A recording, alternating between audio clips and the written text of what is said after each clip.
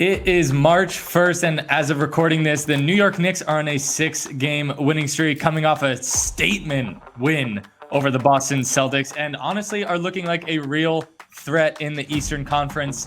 Since changing up the rotation, shout out Tom Thibodeau, they wanted him out of town. The New York Knicks have also been among the East's top teams since altering their rotation in early December. They've gone 26-14 over that span. That's a 40-game stretch with a very good record. They also will face the Nets at home at the Garden tonight before road games against the Heat, currently number 7 in the Eastern Conference, and then the Celtics once again on Sunday. That said, Jason Cole, my man, first of all, how are you? What's good, man? I'm here. I'm standing 10 toes down. Blessed and highly favored. What's good with you, Hank? I'm all good, man. I'm just soaking up that absolute statement win. And I know they didn't have Don't get Jaylen too Brown. excited, man. Don't get too excited. So that brings me to my first question. Your thoughts, should we be reacting in such a positive way with that win over the Celtics from your NBA trainer perspective? So I'm gonna say this. Take it with a grain of salt. Only reason why is because Jaylen Brown did not play. You're missing 24 points a game right there. Maybe 4 or 5 rebounds, maybe 4 or 5 assists, and an absolute wreck on the defensive end. So you can't just rule that out. I mean, they won by 17 or 18. It was a statement win. They definitely dominated the game. But at the end of the day, Boston Celtics went the last 5 minutes without their star. Jason Tatum got ejected. Jaylen Brown didn't play. That's the bulk of their whole team right there. Sometimes those guys go for 65 to 80 points a night. Think about that. So you're right. And I think that's Did they even score 100 points? No. Exactly. So it's a good point. I wouldn't think too much into this one particular win over the Celtics. I will say this. The Knicks have had the Celtics number this season. I can't really figure out why, if I'm being honest, but they have looked very good against the Celtics. I think the real storyline is, though, 6-0 in their last 6 games.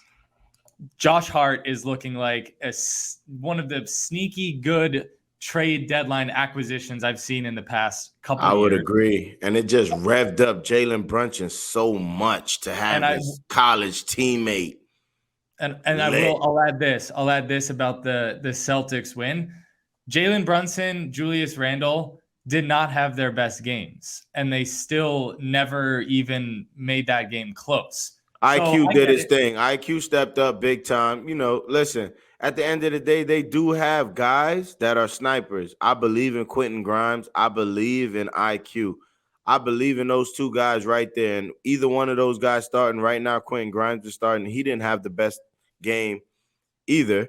But IQ had, 24, 25 points. When you're getting that type of production off the bench, your starters are allowed to have bad games because you make up for it in that regard. However, imagine if IQ and Quentin Grimes are playing well. Imagine Quentin Grimes starts off the game and he's not 0 for 3 and he's 2 for 3. And he hit 2 threes, and then IQ is coming off the bench and he's hitting his shots, and guys are all clicking. It changes the trajectory of the New York Knicks because Jalen Brunson and Julius Randle have proven themselves to be a dynamic duo. Mm-hmm. I couldn't agree more. And you see this ticker going across the bottom of our screen. Thanks to our good friends over at StreamYard who do such a good job letting us produce this lovely podcast. If the season ended today, the New York Knicks would be facing the Cleveland Cavaliers on the road. That is, Cleveland would have home court advantage in the 7-game playoff series. Talk to me about how you like this matchup for the Knicks. Okay, so we're going to talk about them both being completely healthy, correct? Correct. Okay, if both teams are completely healthy, I can see Cavs winning in the 7-game series, right? Which means that I also believe that the Knicks have a slim chance to win. Because if it's going 7 games, for sure that they have an opportunity to pull it out. Now, why do I say that? Donovan Mitchell was with the Utah Jazz, and Jalen Brunson was with the Dallas Mavericks. And Luka Doncic did not play, right? And Jalen Brunson absolutely annihilated Donovan Mitchell in that playoff series and advanced, right? So he got a little edge on D. Mitch, and D. Mitch is Cleveland's sole provider on the point total. So with that being said, you know, where's that being made up from? D. Garland? Okay, let's just say both of them average 24 a game each night. Evan Mobley has to play well every single night. Jarrett Allen has to play well every single night. And you don't have Kevin Love, somebody with some experience. You traded him to the Miami Heat, which I wasn't too big of. So with that being said, I'm going to say Julius Randle and Jalen Brunson and Donovan Mitchell and Darius Garland. It's about that third guy. And now they got Mitchell Robinson back, and he's a huge benefit to the Knicks on the glass. And he's getting buckets because he's getting offensive rebounds.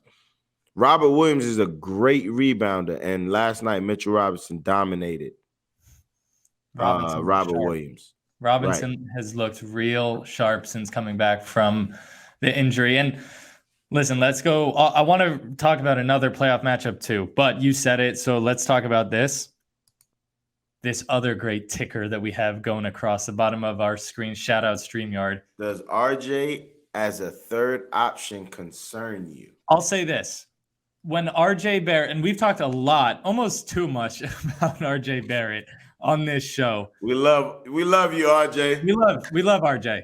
I think RJ has gotten better every single year. I think he's a dog on defense. I think when his shot is falling and when he's confident, he is a tough guy to deal with because he's big, he's strong, and he is skilled, and he has gotten significantly better going right.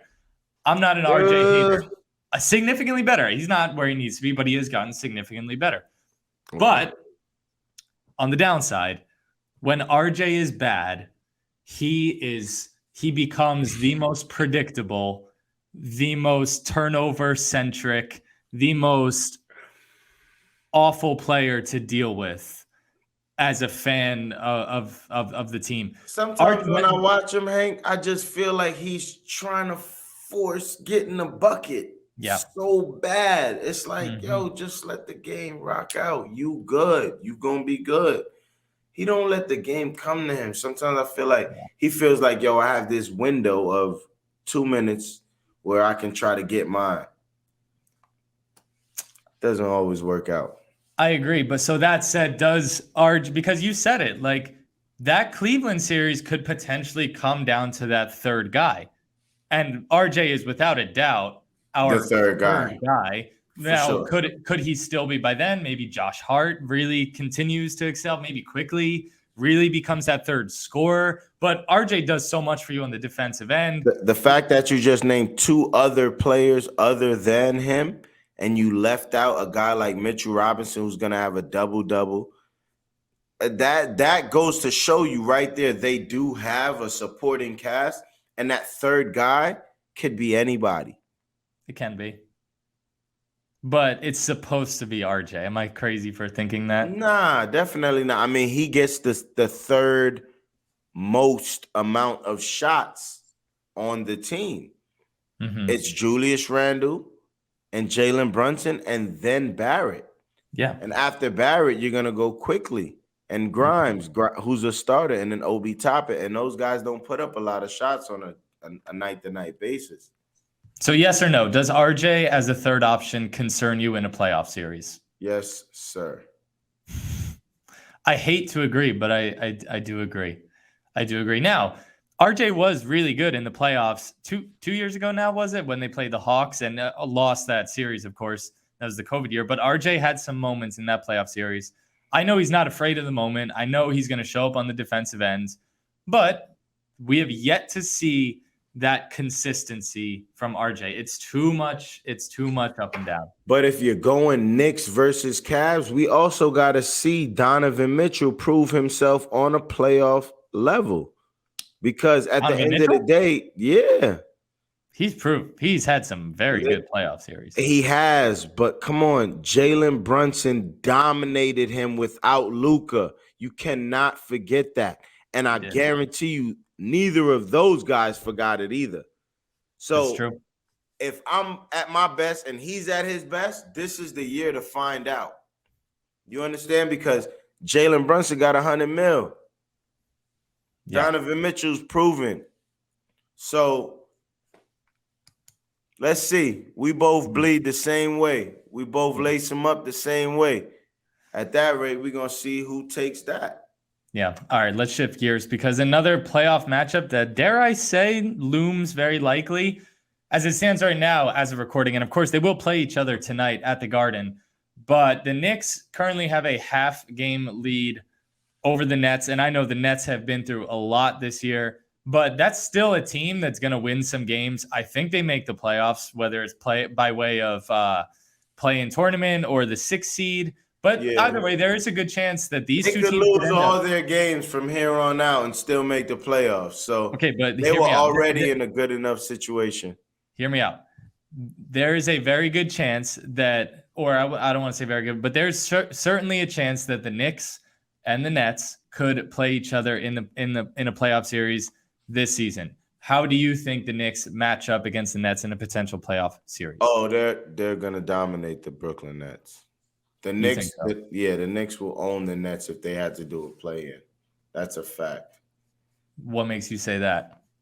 No. Where's the leadership on the Brooklyn Nets team?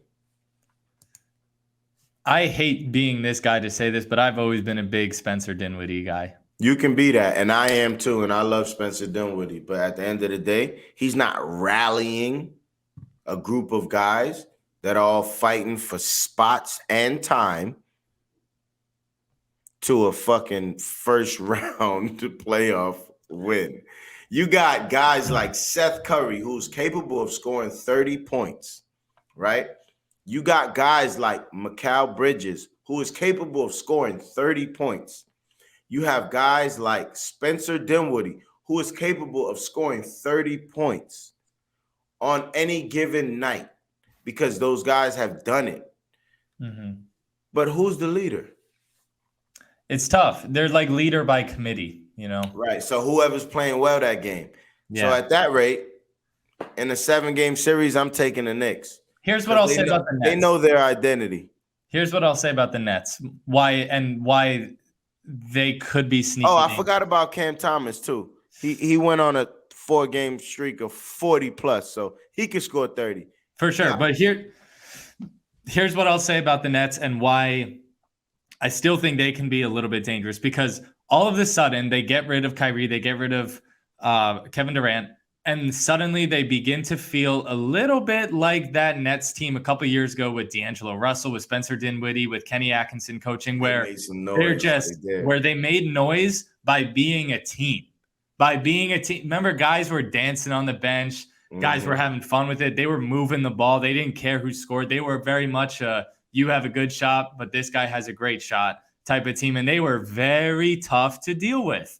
Now, not saying this Nets team is like that. I think that they're probably better right now than that team that you spoke about. I think that's what we have to see. But my point is that culture could kind of be back. Like, oh, the stars or so are gone. Now we're a team again. That's what worries me about seeing the Nets is they're a team. They're not Kyrie. They're not KD. They're a team. The only problem I have with that is that they have some young players on that team that have to prove themselves. And at that time, right, I can't say that they're going to be okay with thinking team first. I just named 4 guys that can give you 40. And we didn't name Cam Johnson. That's who he's a sniper and he don't miss. So when he's going and he's on, he's giving you 22 on his good nights. You got 5 guys that can really score. And then you got Ben Simmons, who's trying to come into play, Joe Harris, Royce O'Neal, Nick. All of these guys are now playing well and they're just coming into their own. I don't know that they can make it work right now. Just like three superstars coming together to form a super team don't always work right away. Yeah. Right. So That team you're that you right. spoke about, they did well, but how far did they go? Right. Exactly. It's very tough to get far in the NBA without a superstar. But I'll say this: a couple more things, and then we'll get out of here. Tell me if I'm crazy for thinking this. If I'm the New York Knicks right now, Milwaukee in the playoffs scares me. Boston, even though we have their number in the playoffs, scares me. Philadelphia in the playoffs scares me. Anyone else in the East? I think the Knicks could beat them in the playoff series. I would agree with you. Those three teams that you named are by far the only scary teams in the East, which is Exactly. not like the West. Right.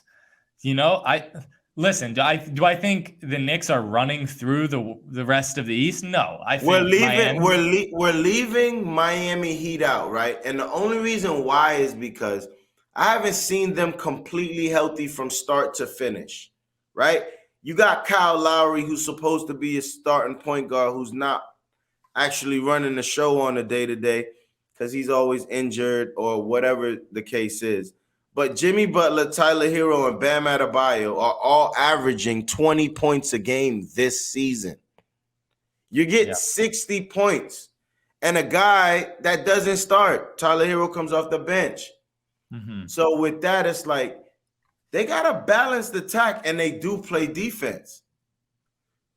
If you add a really good point guard, which I'm not saying Kyle Lowry is, but if you do, or you do have somebody playing well in that position at that time, Miami is very scary. So I would add them to that list of those three. But I do see the Knicks just, again, I don't know, a 7-game series with the Heat if it had to be.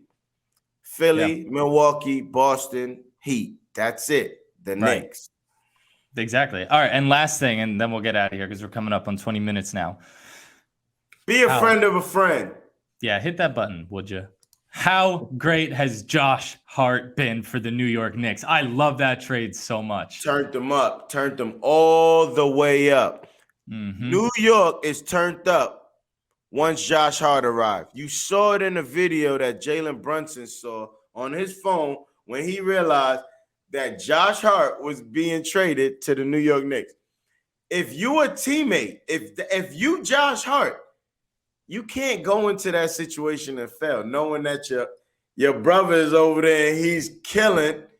He got the 100 M's. You know it's gonna be inviting.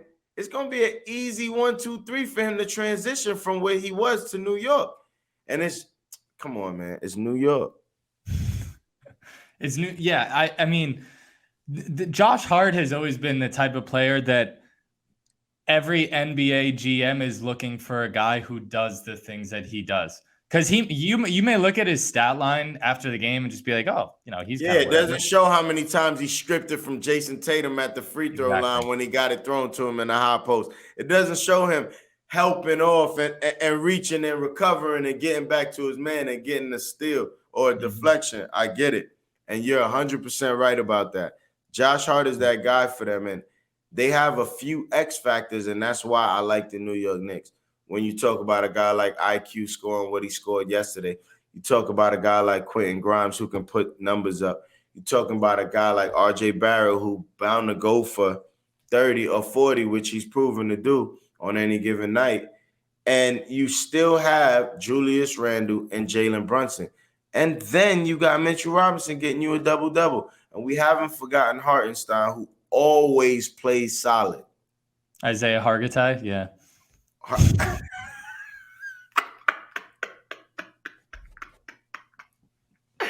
Isaiah Hartenstein, not Hartenstein. But I feel you.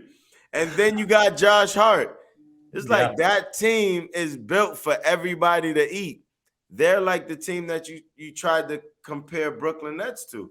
Yeah. Where it's about winning and really anybody could be the star on that night. Yep, exactly. All right, let's get out of here. Nevertheless, I think this is a very great time to be a fan of the New York Knicks. I love the energy. I love how the team is playing right now. And like I said before, there's 3 teams in the East that legitimately scare me if I'm a Knicks fan. Other than that, it's fair game. I think they can beat anybody. True story. Be a friend of a friend. Go hit that button. Like, subscribe, follow. Bow!